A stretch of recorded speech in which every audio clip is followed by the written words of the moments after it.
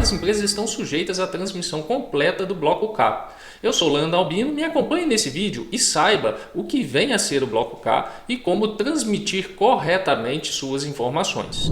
Então, o bloco K, o registro de controle da produção e do estoque, ele vem a ser o conjunto de informações e registros destinados a prestar informações mensais relativas à produção, consumo de matéria-prima e estoque. Então ele exige um nível de detalhamento extremo, individualizado, de acordo com ficha técnica, de acordo com cada ordem de produção. Exige uma informação das perdas por insumo, industrialização por encomenda, informação da industrialização realizada em terceiros, um detalhamento do retrabalho, as mercadorias, os produtos inconformes que passam a ter que ser retrabalhados para terem condições de venda, movimentação interna de materiais, dentre outros fatores. Então, ele é um verdadeiro raio-x de toda a operação industrial da sua empresa, tá? Ele representa aqui a mais importante etapa do Sistema Público de Escrituração Fiscal, o SPED. O SPED, Sistema Público de Escrituração Fiscal, iniciou com a nota fiscal eletrônica, e depois vieram sendo criadas outros módulos, nota fiscal eletrônica, o CTE, nota fiscal de serviço eletrônica, MDFE, passamos por escrituração contábil digital, AFD contribuições, FDRI, FE Social, SF, que é a escrituração fiscal digital do imposto de renda da CSL.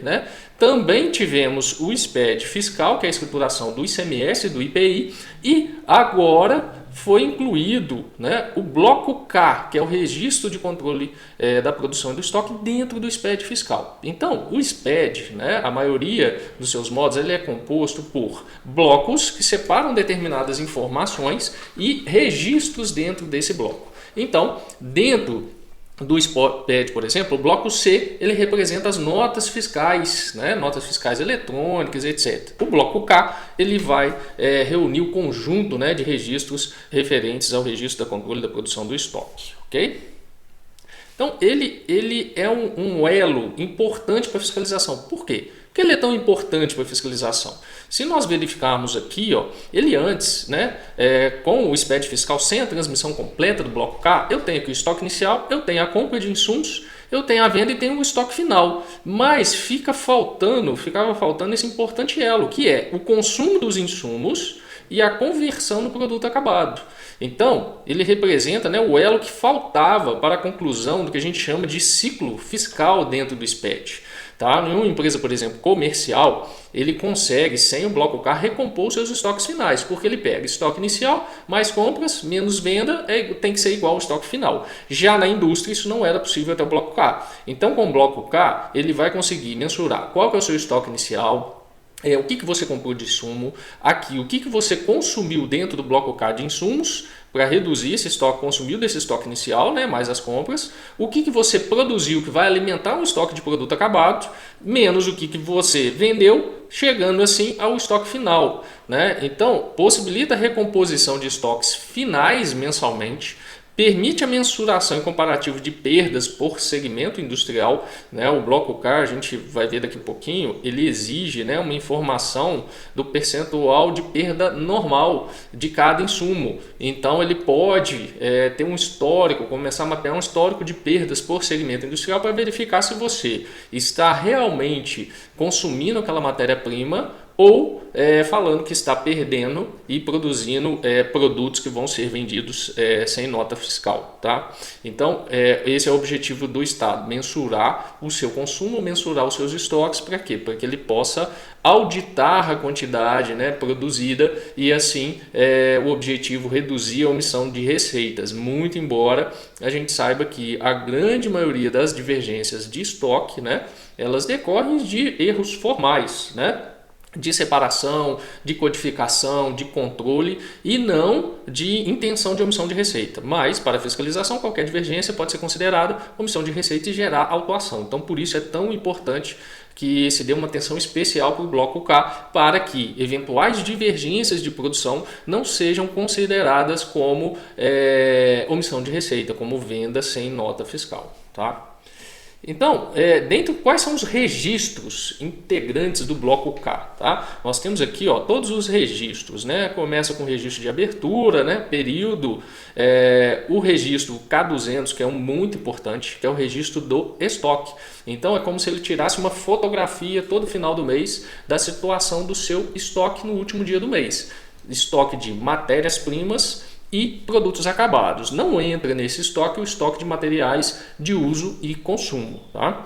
Eu tenho aqui registros importantes que foram criados com o bloco K e que vejo eu que auxiliaram bastante, né, o desenvolvimento aí de sistemas e um melhor controle da produção. Eu tenho aqui dois registros de desmontagem de mercadorias, itens de origem e itens de destino. Né? Nós temos, por exemplo, empresas que compram um equipamento, desmontam ele todo, né? E vendem as peças. Então como eu vou retratar isso na produção? Eu vou ter um item que vai entrar no meu estoque, eu vou abrir uma OP, né, de desmontagem de mercadoria, vou desmontar aquele item, ele vai consumir um item de origem e ele vai pulverizar todos os itens de destino individualmente. Isso também é muito positivo. O seguinte, quando eu tenho, por exemplo, um produto que acabou de ser produzido e foi verificado que ele está inconforme, né? Mas várias peças deles podem ser aproveitadas e outra parte vai ser destinada para sucata. Então eu posso fazer a desmontagem da mercadoria, eu concluo aquela produção do item com defeito, inconforme, depois eu vou consumir ele com essa OP de desmontagem e vou pulverizar lá, alimentar o estoque de todas as peças que eu puder aproveitar, e o que for sucata eu transfiro para um estoque de sucata. Então outro registro também muito importante. Um registro que possibilita o término de informalidades de movimentação de materiais dentro da área produtiva é esse registro aqui, K220, outras movimentações internas entre mercadorias. Tá? O que quer dizer esse K220? Todas as informações que não eram, antes do bloco K, refletidas em nota fiscal, elas não eram evidenciadas no SPED. Então, esse registro ele possibilita você movimentar mercadorias de um estoque, de um código de um item para outro código de outro item, formalmente, tá, no SPED fiscal do bloco K, sem que isso gere divergência entre os itens. Vamos dar um exemplo. Eu concluí uma produção, né, alimentei o estoque daquele produto final, mas suponhamos que, dependendo, eu tenho uma pequena avaria, uma diferença de qualidade do produto, e aí eu quero controlar, pegar esses produtos que têm essa diferença de qualidade e eu vou transferir para um outro código B. Então eu tenho o código A, que é o produto original, e eu tenho um código B, que é um produto com um pequeno defeito, mas que eu também consigo ainda utilizar, por exemplo. Então eu quero controlar isso em códigos diferentes. O que eu vou fazer? Eu vou gerar um registro K220 e vou transferir do código A para o código B. Então ele baixa aquela quantidade no código A e transfere para o código B. Dessa forma eu fico com o estoque correto em todos os itens. Isso pode ser feito também para produtos em que eu concluí a produção, verifiquei determinada avaria e verifiquei, eu quero retirar ele do meu estoque do produto normal que eu vou ter disponível para venda. Então eu posso criar um código de produto com avaria, e aí eu transfiro desse código de produto original e vai para o código de produto com avaria. Ele vai ser analisado pela parte técnica e, dependendo, ele vai para a sucata, e aí eu transferiria de novo para o código de produto com avaria para sucata, para o código de sucata, ou eu iria fazer uma OP de desmontagem para consumir esse item e retornar para os componentes que eu posso utilizar para os seus estoques, ok? Eu tenho aqui, depois das movimentações, o K230, que são os itens produzidos. Eu costumo falar que o K230 é o cabeçalho da OP. Né? Então ele vem qual que é o produto que foi produzido, quantidade produzida, e ele vai alimentar o estoque do produto final, o K230. E aí nós temos aqui o K235, que eu falo que é a parte de baixo da OP, né, que são os itens consumidos. Então aqui para produzir, por exemplo, 10 unidades no K230, eu consumi X unidades da matéria-prima A, B, C, D. Então eu vou ter o detalhamento de todo o consumo, e o K235 ele vai gerar a baixa do estoque dos insumos, perfeito? E aí nós temos aqui, só voltando aqui, outros registros, né? o K250, que é a industrialização efetuada por terceiros. Então nós temos que criar, para todas aquelas industrializações em terceiros, onde é mandado o insumo, né, remessa do insumo para industrialização por encomenda, retorna o insumo e retorna com uma nota de industrialização por encomenda, com a mão de obra, nós temos que evidenciar essa produção em terceiro nesses dois registros, tá? Que é o K250 e o K255. Então, ele reflete a mesma situação aqui, ó, do K230 e do K235, né? Itens produzidos e itens consumidos. Isso aqui é uma OP interna. Aqui eu tenho uma OP em terceiros, que é o item produzido em terceiros, K250, e os insumos consumidos lá em terceiros, que é o K255. Perfeito? Outros dois registros muito importantes aqui, que também foram criados como bloco K, são os registros K260 e K265, que é reprocessamento ou reparo de insumo e reprocessamento ou reparo, mercadorias consumidas ou retornadas. Tá? Então, aqui nesse reprocessamento ou reparo de produto ou insumo, ele vai pegar aquele produto lá, vamos supor, conforme aquele exemplo, produto com avaria, e ele vai baixar no estoque dele para ser reprocessado.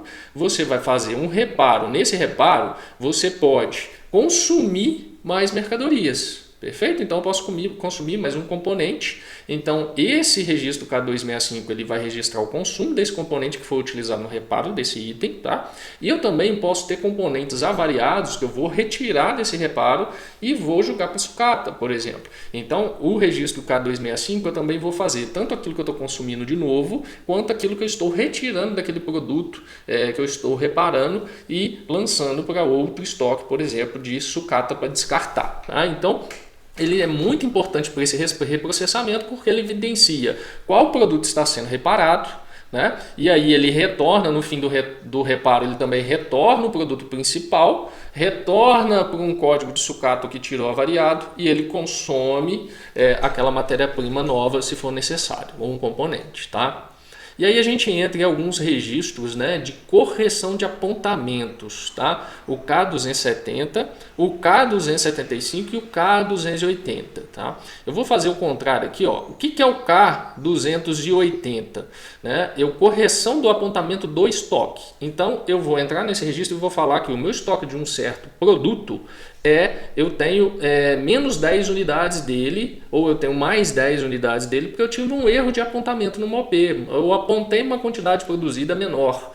Tá? Ou apontei um insumo consumido menor. Então eu tenho que acertar o estoque, ajustar aquela informação do estoque que eu informei no K200 aqui no K280.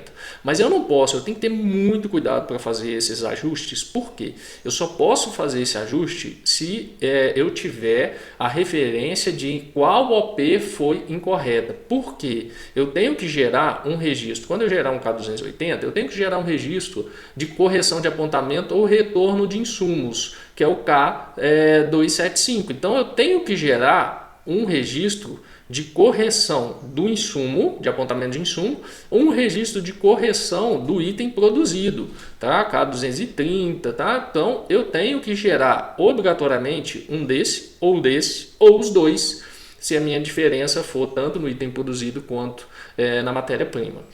Uma observação, esse registro não deve ser usado para corrigir divergência de contagem física de estoque. A contagem física de estoque e a divergência com os itens tem que ser tratada à parte. Né? Se eu tiver um item que está sobrando no meu sistema e faltando fisicamente, né, eu posso ter que fazer um registro, uma baixa como perda. Isso tem que ser analisado à parte, não pode ser feito dentro desse registro, tá bom? Uma outra questão muito importante que surgiu posteriormente no bloco K foi a chamada produção conjunta. O que é a produção conjunta? É quando em uma mesma linha de produção, em um mesmo consumo, eu tenho a produção de vários itens finais, tá? Vamos dar um exemplo. Uma produção numa mineração de pedra, eu tenho a pedra maior, eu tenho a brita e eu tenho pó de brita, pó de pedra. Então, em uma única linha, uma única ordem de produção, eu posso ter 3 produtos diferentes produzidos ao mesmo tempo, que ele vem britando, sai uma pedra maior, continua britando, outra parte vira brita e a outra parte vira pó de pedra. Então esse é um exemplo. Eu posso ter outro exemplo também, por exemplo, na parte de injeção plástica. Então eu produzo, ao mesmo tempo que eu produzo o produto final, eu produzo uma borra, né, que ela pode ser reaproveitada na produção. Então, para eu mapear esse reaproveitamento na produção, eu tenho que ter estoque dessa borra que sai da injetora. Então eu posso usar desse registro de produção conjunta para concluir a produção do produto injetado normal e mais X quantidades de quilo de borra que vai ser reaproveitada no processo de injeção, tá? E aí a gente entra nos subregistros, né, da produção conjunta, que são os itens produzidos, tá? E aí eu vou gerar, pode gerar mais de um item, eu vou gerar os insumos consumidos, né, espelhando lá o K230 e o K235. Então, quando for produção de um único item, eu vou usar o K230 e o K235. Quando for a produção de mais de um item, eu vou usar o K291 e o K292, tá? Da mesma forma que eu tenho a produção interna conjunta, eu posso realizar essa produção conjunta em terceiros, né, industrialização por encomenda. Então, eu também tenho os registros K300, 301 e 302 para alimentarem, né, as informações dessa produção em terceiros. E aí a gente tem um encerramento do registro aqui K290 para encerrar. Então a gente verifica que, né, o bloco K ele é um verdadeiro raio-x da sua movimentação física de materiais, tá? Então vejamos aqui alguns benefícios, né, que são gerados pelo bloco K. Primeiro deles, né, exige uma reanálise dos controles de produção e fluxos operacionais. Então, como ele possui registros específicos, por exemplo, para desmontagem de mercadorias, para reprocessamento e reparo, produção conjunta, existe hoje um preparo muito maior dos sistemas, dos ERPs, para poderem ser registradas essas operações. Então, isso vejo uma vantagem, que isso cria uma reanálise constante, possibilitando assim a empresa readequar processos, mensurar de forma melhor o controle aqui, ó, de perdas de insumos e produtos em processos. Então gera um melhor controle dessas perdas principalmente, né? Permite mapear aqui o fluxo de aproveitamento de subprodutos. O que são esses subprodutos? São perdas que retornam à produção em substituição a insumos primários. Lá no registro K235, se você utilizar um produto, um insumo diferente do insumo que está determinado na ficha técnica, você tem que informar que aquele insumo está substituindo um insumo padrão que está na sua ficha técnica. Então, se você reaproveita um material, você vai reaproveitar, por exemplo, igual o exemplo que a gente deu de injetor, a borra, você vai ter que ter o código do produto borra, que é um subproduto, e vai entrar substituindo o produto normal, que é o PP, né? Os produtos normais lá da injetora, para quê? Para que isso fique evidenciado. Então isso gera um melhor controle do que está sendo reaproveitado de materiais. Ele gera também um melhor controle do retrabalho, que são esses produtos com inconformidades que comportam adequação. Então você pode ter inclusive índices de retrabalho mapeados e vinculados a uma OP de retrabalho, né? Para quê? E a empresa agir gerencialmente para reduzir aquele retrabalho. Então isso também é muito positivo com o bloco K. Permite o mapeamento de movimentação internas de materiais, que é aquele registro K220, que são movimentações não lastreadas por nota fiscal. Então, essa mudança de códigos de produtos, ele é muito interessante porque ela fica totalmente mapeada nesse registro K220. Outra observação importante é que você pode ter um produto que é controlado por unidade e transferir para um código de um produto que é controlado por peso. Então, no momento que você gera esse registro K220, você faz essa conversão de unidade de medida e para quê? Para que o seu estoque fique 100% adequado, tá? Então ele melhora de forma geral o controle dos estoques, reduzindo as divergências. Então, é um controle muito mais preciso, né? Claro, burocrático, mas que permite à empresa a geração de várias informações gerenciais para melhorar a produção e também para reduzir, né, as chamadas divergências de estoque quando da realização dos inventários físicos, tá? Diminuindo também, por exemplo, a necessidade de emissão de notas fiscais de perda e estornos de créditos de ICMS. Então, quais são as pessoas jurídicas obrigadas ao Bloco K? Então, são os estabelecimentos industriais, as empresas equiparadas à industrial. Então, por exemplo, aqui a gente tem alguns casos, importadores são equiparados à industrial, os industrializadores por encomenda são equiparados à industrial. Então, mesmo que a minha empresa seja comercial, eu compre um insumo e remeta para industrializar em terceiros 100% da produção, eu não tenho parque industrial, eu sou equiparado a industrial e dessa forma eu tenho que gerar o Bloco K e gerar aquelas OPs de produção em terceiro. Tá? E os estabelecimentos atacadistas também são obrigados ao Bloco K, mas como o estabelecimento atacadista não tem produção, ele vai transmitir tão somente o registro K280, que é o registro dos estoques mensais. Tá? E é importante, as empresas do Simples estão dispensadas, né, do Bloco K. No entanto, né, caso elas realizem industrialização por encomenda, elas deverão manter um controle de produção, né, apropriado, né, e o encomendante da industrialização deverá informar a produção terceirizada no seu Bloco K. Então, assim, é preciso que a empresa do Simples tenha um controle de produção aprimorado para que ela informe corretamente, tá? Inclusive do ponto de vista fiscal, no trâmite de notas fiscais de retorno, o que ela consumiu efetivamente de material, o que ela perdeu de material está devolvendo para a indústria encomendante principalmente. Então, é extremamente importante que as empresas, né, que estão sujeitas ao Bloco K, que elas analisem as suas operações, né? Os registros do Bloco K, se a gente pegar o layout do Bloco K, ele não é tão complexo, né? Eles são até relativamente pequenos em relação a outros registros, tá? No SPED fiscal. Mas o grande problema é a complexidade que está por trás da geração dessa informação. Então é preciso que todo o pessoal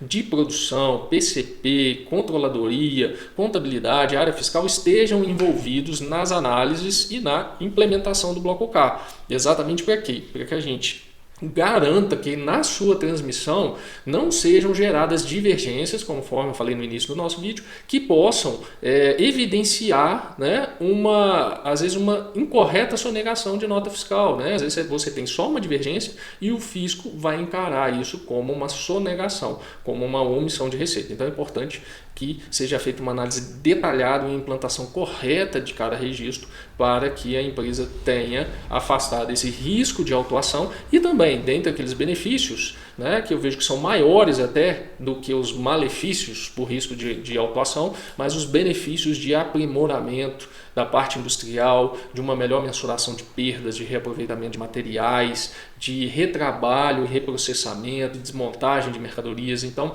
eu vejo que o Bloco K ele trouxe uma oportunidade para um salto aí no controle de produção. Então agradeço a sua audiência e não se esqueçam, né, de curtir os nossos vídeos, se inscrever em nosso canal, né, para que ele chegue ao maior número de pessoas possíveis e possa, né, ajudar as empresas aí a afastar riscos e a otimizar os seus negócios. Um abraço e até a próxima.